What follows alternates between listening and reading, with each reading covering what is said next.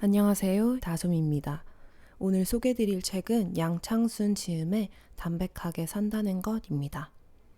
양창순 작가는 정신과 의학 박사 학위를 가지고 있는 분이자 또 다른 베스트셀러인 나는 까칠하게 살기로 했다의 저자예요.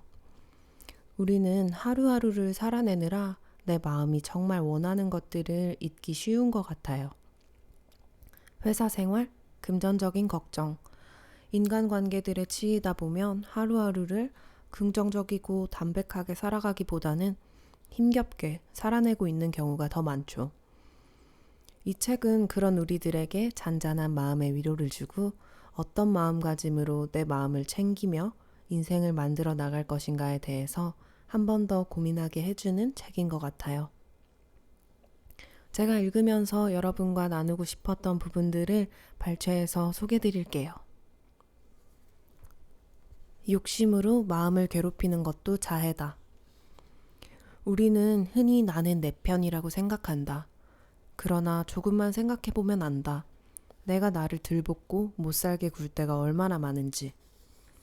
우리는 너무 자주 자기 자신을 남과 비교하고 과거의 한 일로 스스로를 비난하면서 죄책감에 사로잡힌다. 미래를 살아갈 자신이 없어 세상과 단절하고 끊임없이 난 자신이 없어, 나 같은 건 살 필요가 없어 라고 생각하면서 스스로를 괴롭힌다. 반대로 지나친 욕망과 욕심으로 자신을 파괴시키는 것도 나 자신이다. 나의 가장 큰 적은 바로 나 자신이라는 말은 정말 맞는 말이다. 이처럼 나와 또 다른 내가 적이 돼서 서로를 괴롭히는 대표적인 사례가 바로 정신분열증이다. 즉, 마음이 분열되어 조율이 안 되는 상태를 뜻한다. 사람들이 정신병을 두려워하는 이유 중 하나는 나도 그렇게 되지 않을까 하는 불안에서 기인한다. 우리가 그런 두려움과 불안을 경험하는 까닭은 수시로 자신이 자기와 분리되는 듯한 느낌을 받기 때문이다. 흔히 말하는 당위성의 횡포라는 것도 그중 하나다. 자신에게 수시로 넌 이 정도까지는 해내야 해 라고 요구하다가 그게 안 되면 곧바로 자책 모드를 가동하는 것이다. 난 이런 심리를 마음속에 사감선생을 모시고 사는 것에 비유하곤 한다. 내 마음속에 나를 감시하고 야단치는 사감선생이 있다면 어떻게 될까? 내 경우 학창시절에 정말 무서운 선생님이 계셨다. 수업 중에 문득 서늘한 기운을 느껴 뒤를 돌아보면 반드시 그 선생님이 뒷문 유리창으로 우리를 감시하고 있었다. 어느 날 역시 으스스한 기분을 느껴 고개를 돌렸다가 그 선생님과 눈이 마주치는 바람에 소스라치게 놀란 경험도 있다. 그런데 내 안에 스스로 그런 사감선생을 모시고 산다면 삶이 어떻게 될까? 참으로 괴롭고 비참하지 않을까 싶다. 당위성의 횡포가 스스로에게만 적용되는 것은 아니다. 자녀나 배우자, 친구, 심지어는 회사 동료나 부하 직원에게까지 영향을 미친다. 타인에게 자신의 잣대를 적용하면서 거기에 맞춰야 한다고 고집하는 것 역시 당위성의 횡포다. 우리가 당위성의 횡포에 휘둘리는 1차적인 이유는 불필요한 아집과 욕심 때문이다. 그렇게 스스로를 괴롭히는 것 역시 일종의 자해에 해당한다. 우리가 스스로 자신의 신체에 해를 가하는 것도 치명적이지만 정신적 자해도 그에 못지않게 나쁘다. 상담을 하면서 가장 어려운 경우 중 하나가 아집이 심한 사람을 상대해야 할 때다. 여기에 스스로 자신이 완벽한 사람이라는 확신이 더해지는 경우도 있는데 그런 사람에게는 유연성이라고는 1g도 찾아볼 수 없으니 어떤 이야기를 해줘도 통하지 않는다. 남편이 신혼 초에 외도를 했다는 문제로 10수년째 싸우는 부부가 있었다. 신혼이니 아내의 입장에서는 당연히 충격이 컸을 터였다. 남편 역시 자신의 잘못을 알고 용서를 구하고자 노력했다. 그런데 결혼 생활 내내 아주 사소한 갈등만 생겨도 아내가 그 일을 들먹이며 남편을 심하게 괴롭혔다. 그들 갈등의 모든 결론은 남편의 바람으로 귀결되곤 했다.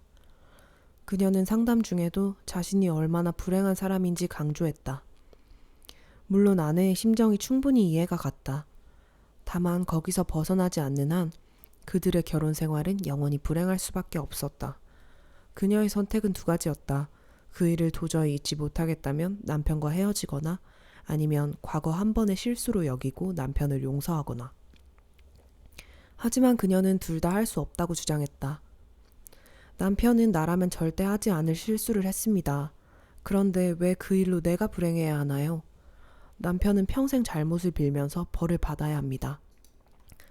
그녀의 생각이 어찌나 완고한지 처음에는 상담을 진행하는 것 자체가 버거울 정도였다. 상황이 그러하니 두 사람의 일상이 어떠할지는 짐작이 가고도 남았다. 불행한 결혼 생활의 요소가 다 들어있다 해도 과언이 아니었다. 끝이 없는 원망과 의심, 경멸과 비난, 힐책과 수모까지. 그로 인해 불필요하게 낭비되고 있는 에너지는 또 얼마나 두 사람의 진을 빼놓을 것인가. 나는 1차적으로 그녀의 모든 이야기를 다 들어주는 수밖에 없었다.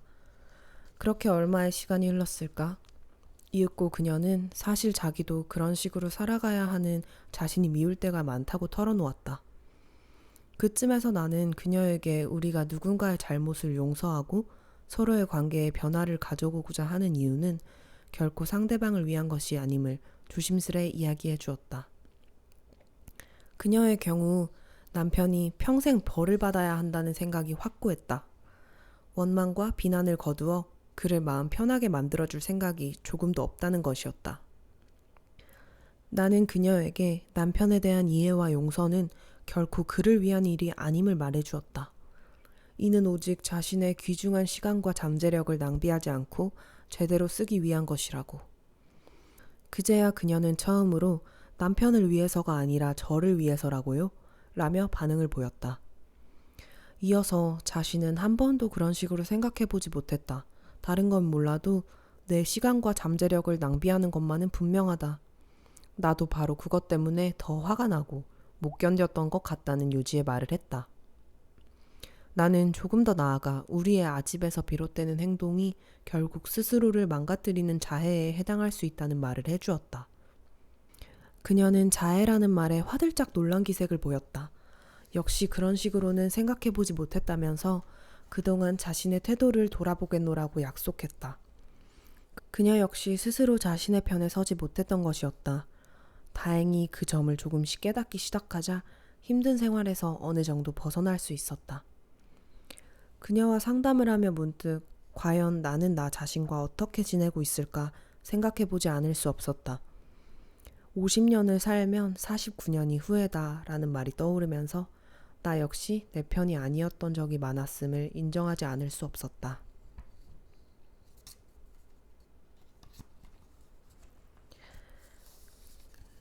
내 인복은 내가 만들어가는 편이 낫다. 경제적 어려움 때문에 자신이 원하는 대학에 가지 못하고 직장 생활 내내 열등감에 시달렸다는 사람이 찾아왔다. 하지만 그는 그 나름대로 열등감을 잘 극복해 사회적으로 성공하고 스스로 원하는 만큼 부자도 되었다. 문제는 그 다음이었다. 누구를 보든지 지적하고 야단치고 가르치려 드는 탓에 어느 누구도 그를 좋아하지 않았다. 그는 자신에게 문제가 있음을 전혀 인정하지 않았다.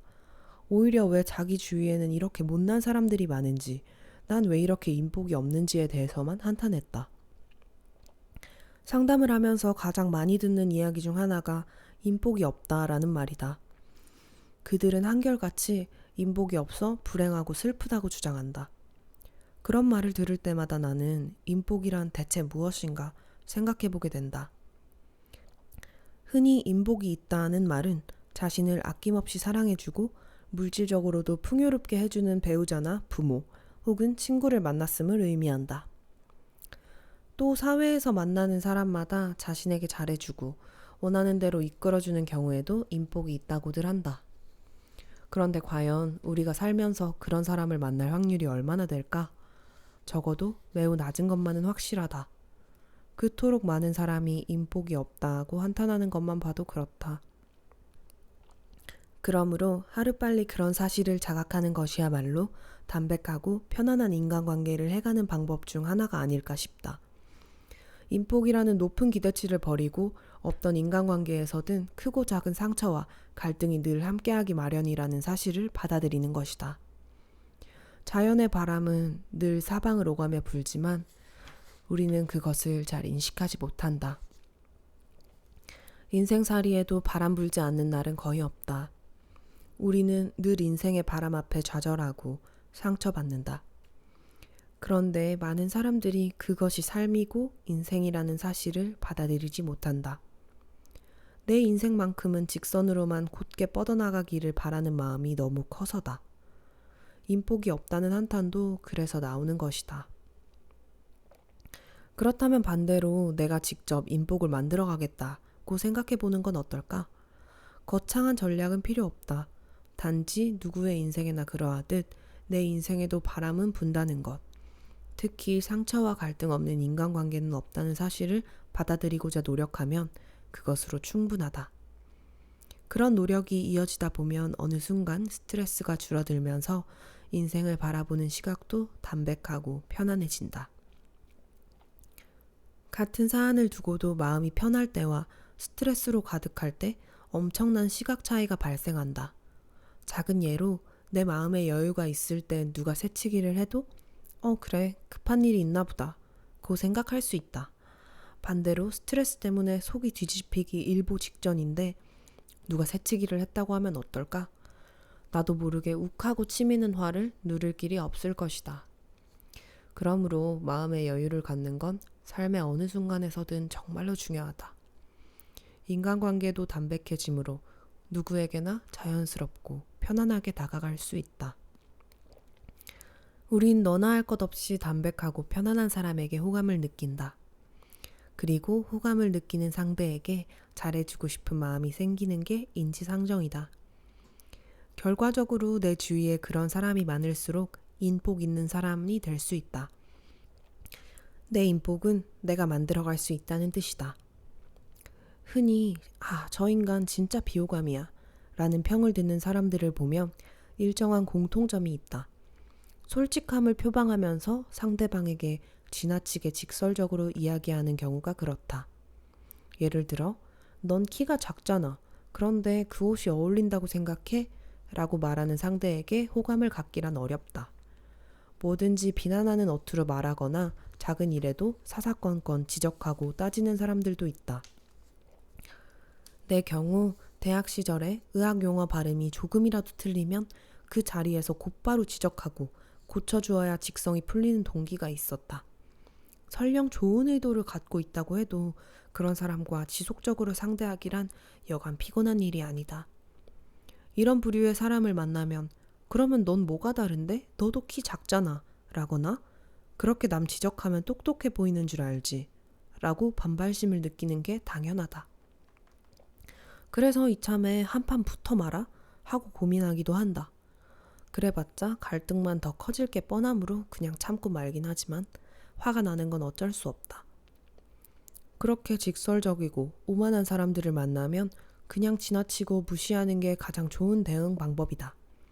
언젠간 그들보다 더 강력한 적이 나타나 한 방에 무너질 수도 있으므로 스스로 인복을 내치는 사람들에게 내 소중한 에너지를 쓸 필요가 없다. 스스로 자신은 인복이 없다고 한탄하는 사람들 중에는 인간관계를 손쉽게 생각하는 경우가 덜어 있다. 그런 사람들에게는 인류 최초로 달을 밟은 우주비행사 버즈 올드린의 인터뷰를 들려주고 싶다. 우주비행을 마치고 돌아온 그에게 기자는 이렇게 물었다. 이제 마지막으로 남은 미개척 분야가 어디인 것 같습니까? 그러자 그는 인간관계라고 답했다. 달 탐사보다도 어려운 인간관계를 내 맘대로 되지 않는다고 하여 인복이 없다고 한탄해선 안 되지 않을까? 최소한 골프나 테니스 훈련 아니면 외국어 학습에 들이는 만큼의 노력이라도 기울이고 나서야 원망할 자격도 생기는 게 아닐까 싶다. 일단 멈추고 둘러보고 다시 시작하기. 상담을 하다 보면 자기 스스로에게 부과하는 짐만 없으면 우리 삶은 얼마나 편해질까 싶을 때가 참 많다. 그렇다. 우리는 누구나 담담하고 담백하게 살고 싶어 한다. 하지만 그러기에는 마음속 소용돌이와 감정의 흔들림이 너무 크다. 그 중에는 상대가 날 무시하는 게 아닐까? 혹은 나만 손해보는 거 아닐까 하는 생각도 포함된다. 직장 생활이 힘들다는 이유로 나를 찾아온 남성이 있었다. 그가 그런 생각을 하게 된 계기는 아주 사소한 일 때문이었다. 사무실에 새 직원이 들어왔는데 마침 책상이 모자랐다. 그러자 새 직원이 그에게 옆에 있는 보조 책상을 가져가도 되겠느냐고 물었다. 평소 그 책상이 있으면 좋고 없어도 딱히 불편하지 않았던 터라 선뜻 주고 말았다. 그런데 그 다음에 보니 그를 제외한 누구도 자기 옆에 남는 책상을 양보해준 사람이 없더라는 것이었다. 그는 계속해서 나는 직장에서 양보만 하는 사람으로 찍힌 것 같다. 억울하다. 이렇게 비굴하게 회사를 다녀야 하는 걸까? 잘릴까봐 전전긍긍하는 게 싫다. 라는 식의 이야기를 이어갔다. 더욱이 최근 회사에서는 업계의 스타 플레이어를 스카우트했는데 그 친구는 당당하게 원하는 것을 요구하는 반면 자기는 그렇게 하지 못하는 것 같아 스스로 원망스럽다고 말했다. 나는 왜 그 사람이 스타 플레이어로 불리는지 물어보았다. 일단 일을 맡기면 잘하고 겸손해서 차분해서 그렇다는 대답이 돌아왔다. 그럼 그것을 자신에게도 적용해보면 어떻겠느냐고 했더니 딱 잘라 그럴 수 없다고 했다. 민감한 성격을 타고나서 매사에 예민하게 반응하는 것이 꼭 자신의 잘못만은 아니냐는 항변도 이어졌다.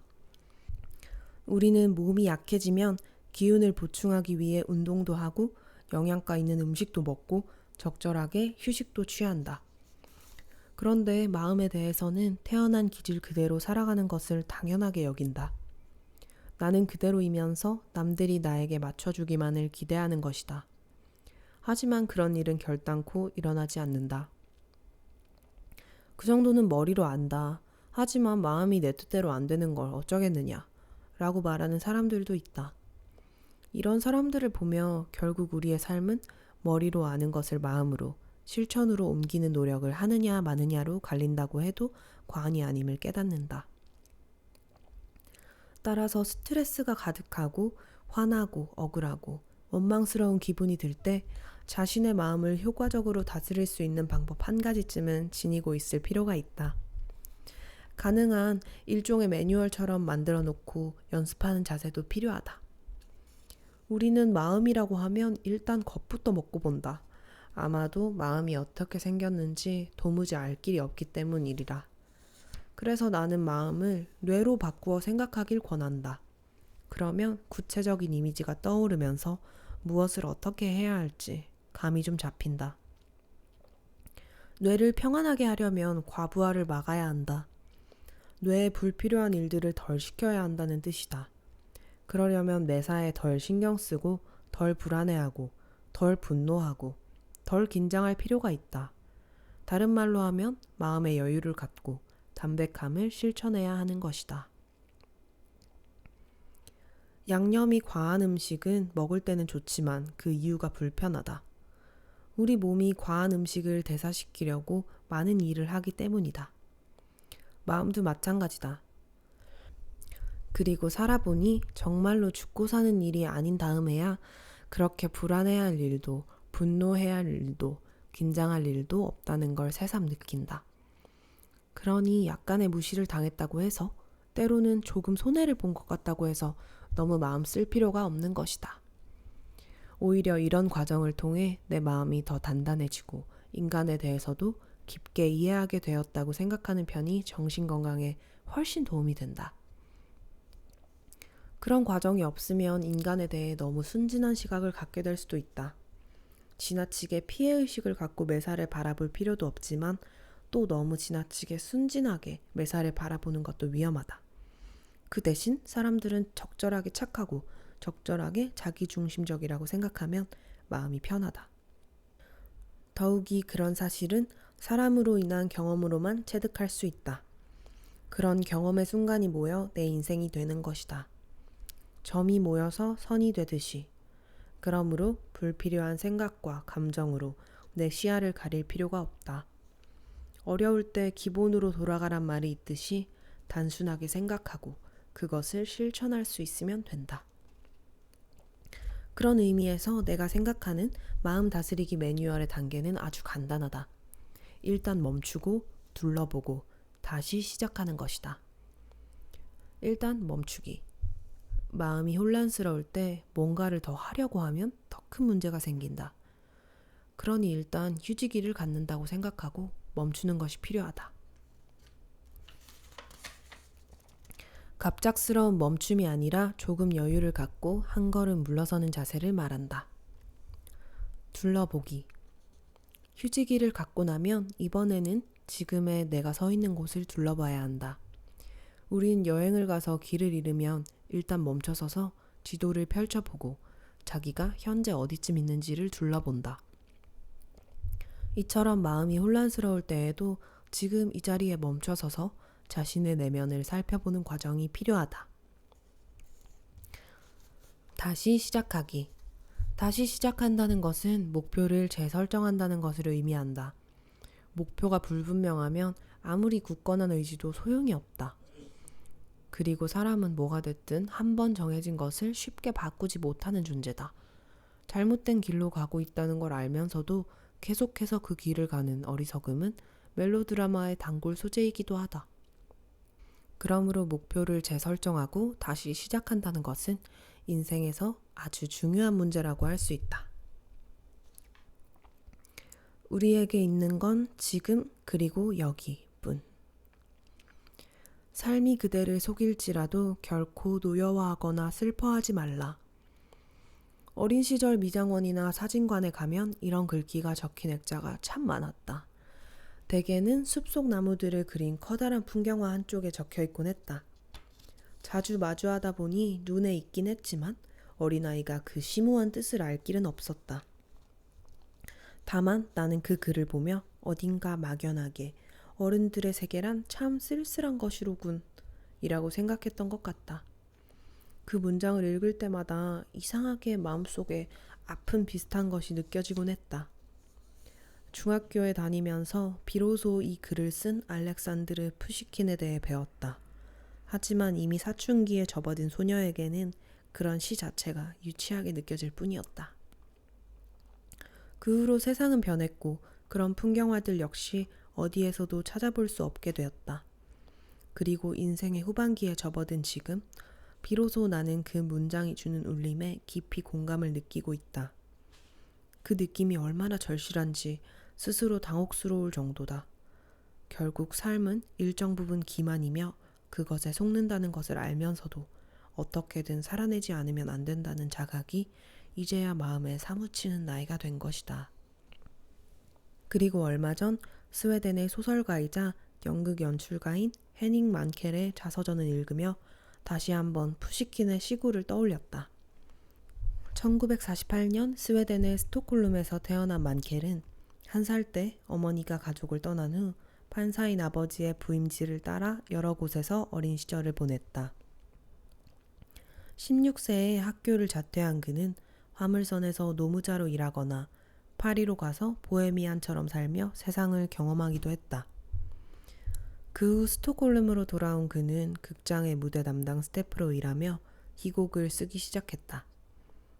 1973년 첫 소설을 출간한 무렵 그는 처음으로 아프리카를 여행했고 작가로 성공한 후에는 1986년부터 모잠비크에 극단을 세워 30여 년간 운영을 계속했다. 스릴러 문학의 거장이라는 명성을 얻는 한편 연극 연출을 통해 아프리카의 현실과 고통을 세상에 알리는 일에 평생 몰두해왔다. 그는 또한 일생 동안 핵무기와 원자력 발전에 대한 반대 의견을 적극적으로 펼쳐온 것으로도 잘 알려져 있다. 하지만 안타깝게도 2014년 갑작스럽게 폐암 진단을 받고 2015년에 67세를 일기로 세상을 떠났다.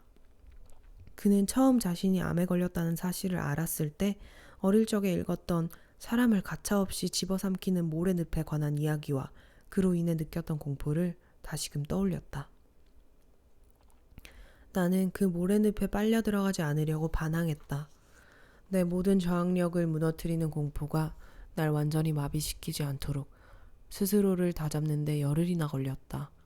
그건 모래늪에서 살아나오고자 하는 무언의 투쟁이었다. 그리고 나는 빨려 들어가지 않았다. 결국 모래늪에서 기어나와 내게 다가온 도전을 받아들였다. 물론 그 후로도 힘든 시간들은 이어졌다. 고통스러운 순간이 찾아올 때마다 그는 책과 그림, 그리고 음악에서 위안을 얻었노라고 말했다. 그러면서도 한편으로는 우리 존재는 근본적으로 하나의 비극이다.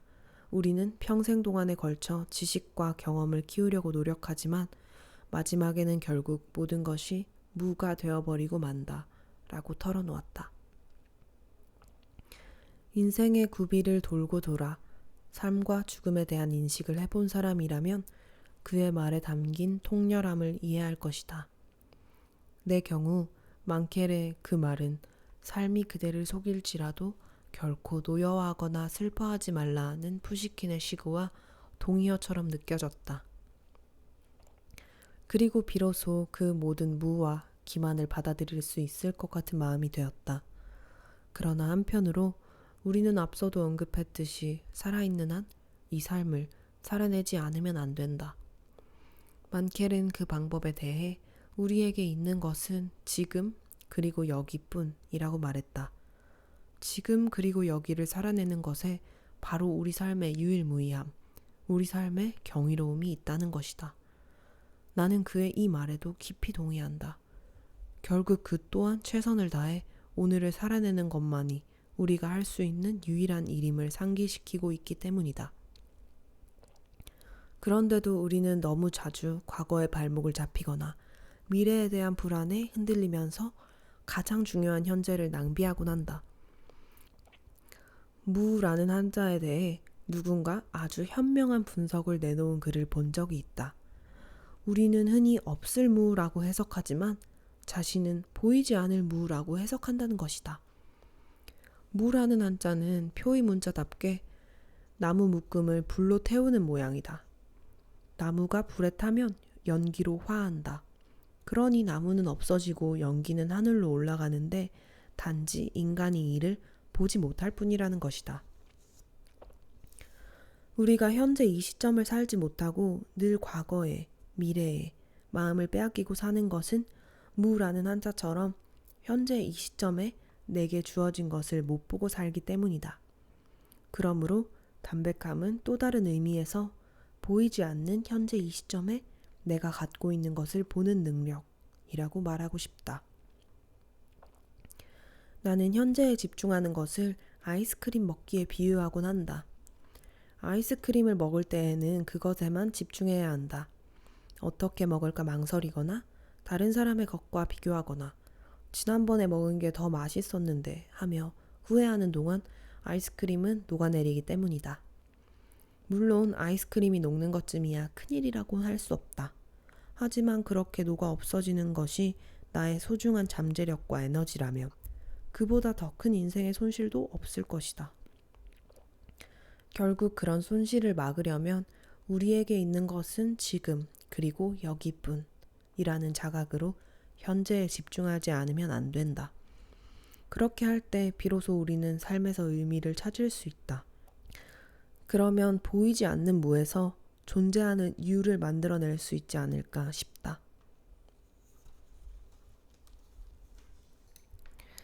네, 제가 읽어드릴 부분은 여기까지고요. 이 책에서 얘기한 것처럼 우리는 정말 과거의 일들과 미래에 대한 걱정으로 지금 현재를 놓치고 사는 경우가 참 많은 것 같아요. 우리에게 주어진 건 지금 그리고 여기뿐이라는 말을 다시 한 번 더 생각하면서 여러분도 오늘 하루 행복하고 알차게 현재를 사시면 좋겠습니다. 그럼 행복한 하루 보내세요.